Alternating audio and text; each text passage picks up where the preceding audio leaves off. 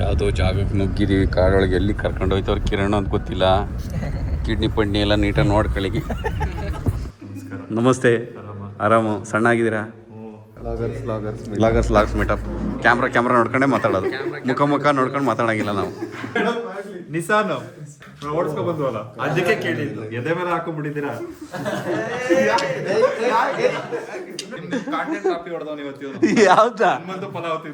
ಇವತ್ತು ಮೀಟ್ ಮಾಡ್ತಾ ಇರೋದು ಒಬ್ರನ್ನಲ್ಲ, ಇಬ್ರನ್ನ. ನಮ್ಮ ಕನ್ನಡ ಚಲನಚಿತ್ರರಂಗದ ನಿರ್ದೇಶಕರು, ನಟರು ಆದಂತಹ ದುನಿಯಾ ವಿಜಯ್ ಅವರು, ಮತ್ತೆ ಇನ್ನೊಬ್ರು ಅಕಟ ಕವಿ, ವಿಕಟ ಕವಿ ಯೋಗರಾಜ್ ಭಟ್ರು.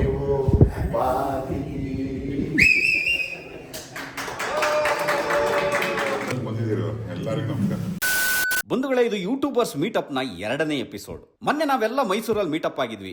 ಇವತ್ತು ಫಿಲ್ಮ್ ಇಂಡಸ್ಟ್ರಿ ಒಬ್ಬ ವ್ಯಕ್ತಿನ ಮೀಟ್ ಮಾಡ್ತಾ ಇದೀವಿ. ಆದ್ರೆ ಯಾವ ಜಾಗದಲ್ಲಿ ಮೀಟ್ ಮಾಡ್ತಾ ಇದೀವಿ ಅಂತ ಕಿತ್ತಡಿ ಕಿರಣ್ ನಮ್ಗೆ ಹೇಳಿರ್ಲಿಲ್ಲ. ಯಾವ ಜಾಗ ಅಂತ ಕೇಳಿದ್ರೆ ಸರ್ಪ್ರೈಸ್ ಅಂತ ಹೇಳ್ತಾ ಇದಾರೆ.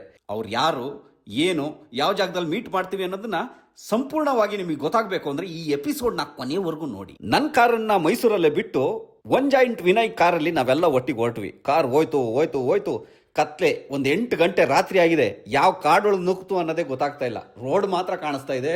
ಸುತ್ತಮುತ್ತ ಎಲ್ಲಿ ನೋಡಿದ್ರು ಕಾಡು. ಯಾವುದೋ ಜಾಗಕ್ಕೆ ನುಗ್ಗಿದ್ದೀವಿ ಕಾಡೊಳಗೆ. ಎಲ್ಲಿ ಕರ್ಕೊಂಡು ಹೋಯ್ತವ್ರು ಕಿರಣ್ ಅಂತ ಗೊತ್ತಿಲ್ಲ. ಕಿಡ್ನಿ ಪಡ್ನಿ ಎಲ್ಲ ನೀಟಾಗಿ ನೋಡ್ಕೊಳ್ಳಿ. ಎಲ್ಲರೂ ಕಿತ್ಕೊಂಡ್ರು ಆಯ್ತೆ. ಹೋಗಿ ಈಗ ಗೊತ್ತಿಲ್ದಿರೋ ಜಾಗಕ್ಕೆ ಕರ್ಕೊಂಡು ಬರ್ತಾವ್ರೆ ಕಿರಣ್. ಹಂಗೆ ಕಿಡ್ನಿ ಕಿತ್ಕೊಳ್ಳೋದು ಆಗಿದ್ರೆ ಇದರಲ್ಲೇ ಹೋಗಿರ್ಬೋದಾಯ್ತು ನಾನು ಸ್ಪೀಟಿಲಿ. ಯಾರಿಗೊತ್ತು ಚೆಕ್ ಮಾಡ್ಕೊಂಡಿಲ್ಲ ನಾನು ಇನ್ನೂ.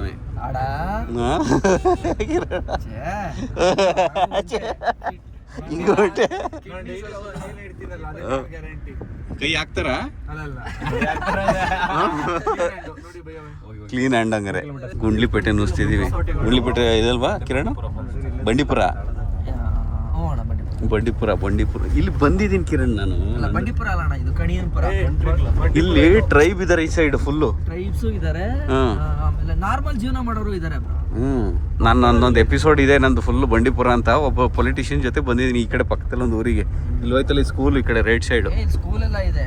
ನಮ್ಮೂರು ಇನ್ನ ಕೋರು ಅಂದ್ರೆ ಇಷ್ಟು ಹಸಿರು, ಇಷ್ಟು ವನ್ಯಜೀವಿ ಸಂಪತ್ತು ನೋಡಕ್. ಬಟ್ ಈಗ ಹುಲಿಗಳು ಜಾಸ್ತಿ ಆಯ್ತು ನಮ್ಮೂರಲ್ಲಿ. ಹೌದಾ? ವಿನಯ್ ಕರೆದಿಲ್ವ ನೀವು ಸ್ಪೀಟಿ ಈ ಕಡೆ ಎಲ್ಲ? ಕರೆದೇ ಇಲ್ವಾ? ರೂಮಲ್ಲಿ ಒಂದು ನೆಲ್ಲಿ ತಿರ್ಗೋದಕ್ಕೆ ಅಷ್ಟು ಜಗಳ ಆಗುತ್ತೆ. ನನಗೆ ಭಯ ಏನು ಅಂತಂದ್ರೆ ಗೊತ್ತಿಲ್ಲ, ನಾವ್ ಇವಾಗ ಇಬ್ರು ಲಿವಿಂಗ್ ರಿಲೇಶನ್ಶಿಪ್ ಇದೀರಿ.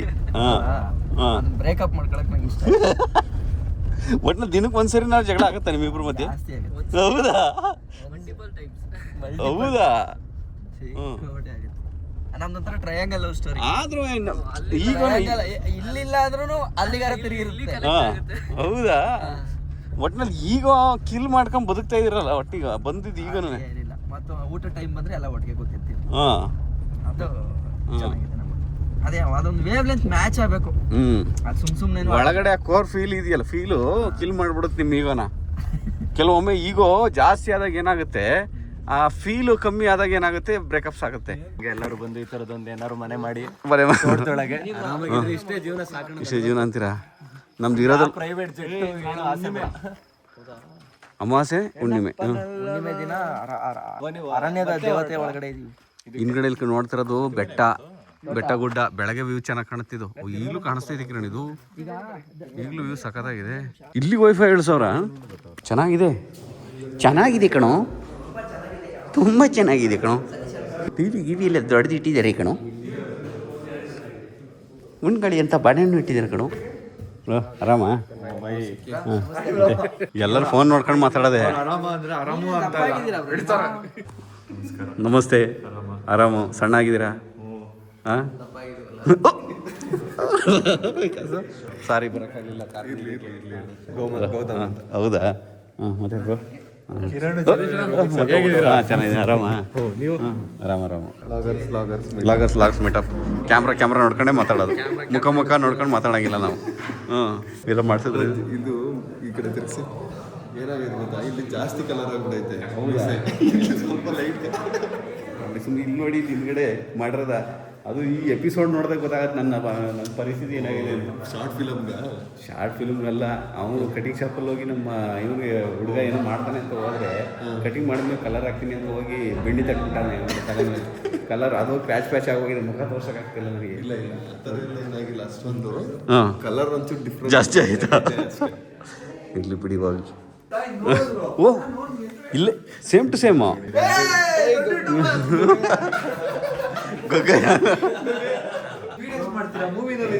ಆಮೇಲೆ ಗೊತ್ತಾಯ್ತು ಅನಿಲ್ ಶಾರ್ಟ್ ಇದ್ರು ಅಂತ. ನಾವು ಅವಾಗಿಂದ ಫಸ್ಟ್ ಸ್ಟಾರ್ಟಿಂಗ್ ಇಂದ ನಾನು ಸತೀಶ್ ಅಣ್ಣ ಎಲ್ಲ ಒಂದೇ ಕಿರಣ್ ನಿಸಾನ್ ನಾವ್ ಇವತ್ತು ನೋಡಿದ್ವಲ್ಲ, ಓಡಿಸ್ಕೊ ಬಂದ್ವಲ್ಲ, ಅದಕ್ಕೆ ಕೇಳಿದ್ದು ಎದೆ ಮೇಲೆ ಹಾಕೊಂಡ್ಬಿಟ್ಟಿದ್ದೀರಾ? ಇನ್ನೂ ಟೈಮ್ ಆಗಿಲ್ಲ, ಸಾಕು, ಜಾಸ್ತಿ ಆಯ್ತು. ವಿಡಿಯೋ ನನ್ನ ಪ್ರಕಾರ ಮುಗ್ದಿರುತ್ತೆ. ಕೇಳಿದಿರ ನೀನು ಸುಮ್ಮನೆ ಬ್ರೋ ಏನ್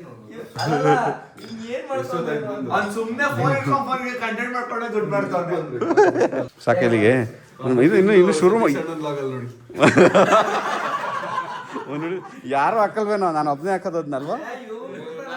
ಹೌದಾ? ಆ ಥರ ಸತೀಶ್ ಅಣ್ಣ ತಟ್ಬಿಟ್ಟೆ, ಹಾಂ, ಕಿರಣ್ ಹೊಡೆದ್ಬಿಟ್ಟೆ. ಹೌದಾ?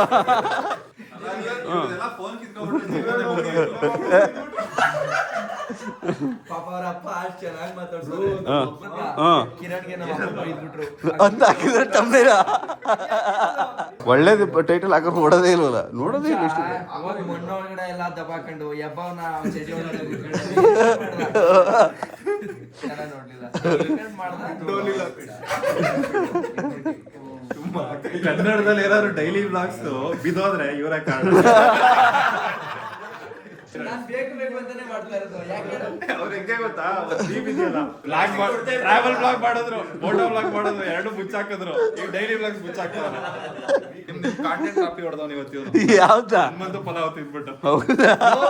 ಅಲ್ಲ ಅದೇ ತರ ಮಾತಾಡಿದ್ದಾನೆ. ಕೇಳಿಸ್ಕೊಳ್ಳಿಲ್ಲ, ಅಲ್ಲಿ ಹೋಗಿದ್ದೀನಿ ಅಣ್ಣ ನಿನ್ನೆ ವಿಕಾಸ್ ಬಂದ, ನೀವು ಹೋದ್ರ ನಾನ್ ರೆಗ್ಯುಲರ್ ಅಪ್ಪ ಅಲ್ಲಿ. ಜನಕ್ಕೆ 3 ಜನದಲ್ಲಿ ಯಾರು ನೋಡಿ ಯಾರು ನೋಡೋದು, ಯಾರು ಬಿಡೋದು? ನಾನ್ ಕೊನೆಗೆ ಏನಿಲ್ಲ, ತುಂಬಾ ಜಾಸ್ತಿ ಆಯ್ತು ಅಂದ್ರೆ ವಾಯ್ಸ್ ಓವರ್ ಹಾಕ್ಬಿಡ್ತೀನಿ. ಅಂದ್ರೆ ಅವ್ರು ಯಾರ್ದು ವಾಯ್ಸ್ ಇರಲ್ಲ, ಎಲ್ಲರದ್ದು ಮ್ಯೂಟು. ಓನ್ಲಿ ವಾಯ್ಸ್ ಓವರ್ ಆಗ್ತಾರೆ. ಅವಾಗ ಆ ಥರನಾ?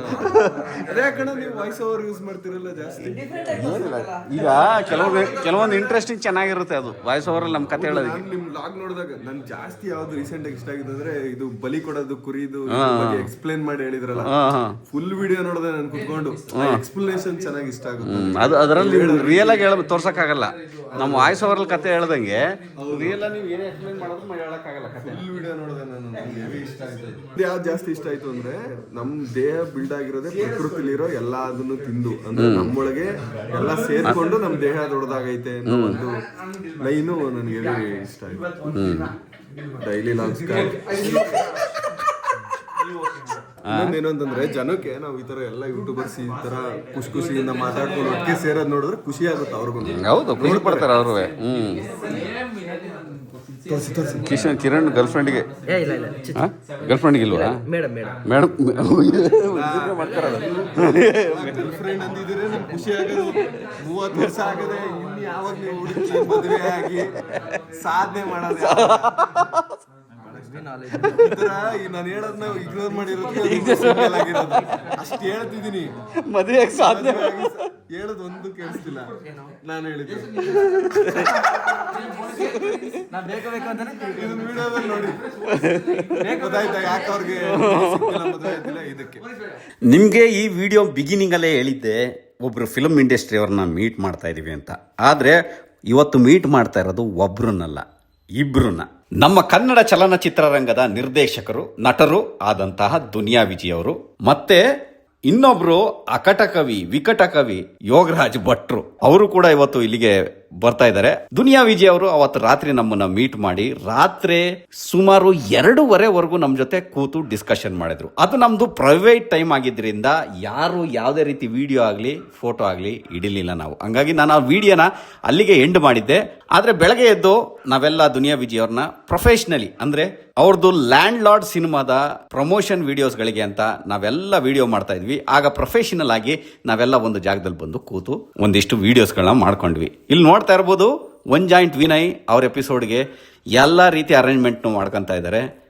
ಇದನ್ನ ಹಾಕ್ಬಿಡಿ ಫುಲ್ ಯೂಟ್ಯೂಬರ್ಸ್ಗೆ, ಇದನ್ನ ತಗೊಂಡು ಅಲ್ಲಿಗೆ ಹಾಕ್ಬಿಡಿ. ಹಿಂಗೆ ಅವ್ರದ್ದು ಉದ್ದಕ್ಕೆಲ್ಲ ಕೂತ್ಕೊಳ್ಳೋಂಗೆ ಅವ್ರದ್ದು ಇಂಟರ್ವ್ಯೂಗೆ ಅವ್ರ ಚಾನಲ್ ನೋಡಿ, ಒನ್ ಜಾಯಿಂಟ್ ಕನ್ನಡ ಇದರಲ್ಲಿ ಯಾವ ಥರ ಮಾಡಿದರು ಅಂತ.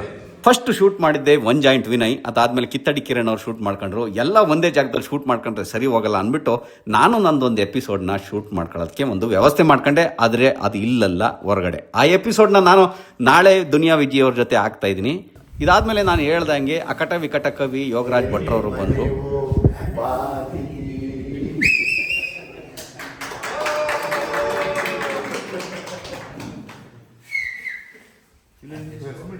ಇಲ್ಲ ಎಲ್ಲ ಫ್ರೆಂಡ್ಸಿದ್ರು ಯಾವಾಗಲೂ ನನಗೆ ಸಿನಿಮಾಗೆ ಸಪೋರ್ಟ್ ಮಾಡ್ತಾರೆ. ಹಂಗಾಗಿ ತುಂಬ ದೊಡ್ಡ ದೊಡ್ಡ ಯೂಟ್ಯೂಬರ್ಸ್ ಪ್ಲಸ್ ಇನ್ಫ್ಲೂಯೆನ್ಸರ್ಸ್ ಇದೆ. ನಾನು ಎಲ್ಲ ಎಜುಕೇಟೆಡ್ ಅಲ್ಲಿಂದನೇ ಕರೆಸಿರೋದಾ ಸರ್? ಇಲ್ಲ, ನಾವೆಲ್ಲ ಒಂದು ಫ್ರೆಂಡ್ಸ್ ಟೀಮು. ನನಗೋಸ್ಕರ ಬಂದಿದ್ದಾರೆ ಅವರು. ಕನ್ನಡಕ್ಕೆ ಬಂದಿದ್ದೀರೋ ಎಲ್ಲರಿಗೂ ನಮಸ್ಕಾರ. ಕನ್ನಡದವರೇ ಅವರು. ಅವ್ರನ್ನ ಎಲ್ಲರನ್ನೂ ಮಾತಾಡಿಸಿ ಒಂದಿಷ್ಟು ಎಪಿಸೋಡ್ನೆಲ್ಲ ಮಾಡಿ ಮುಗಿಸಿ ನಾವು ಅಲ್ಲಿಂದ ಇನ್ನೊಂದು ಜಾಗಕ್ಕೆ ನನ್ನ ಎಪಿಸೋಡ್ನ ಮಾಡೋದಕ್ಕೆ ಅಂತ ಹೊರಟ್ವಿ. ಆ ಎಪಿಸೋಡ್ನ ಕಂಪ್ಲೀಟಾಗಿ ನೀವು ನಾಳೆ ನೋಡ್ಬೋದು.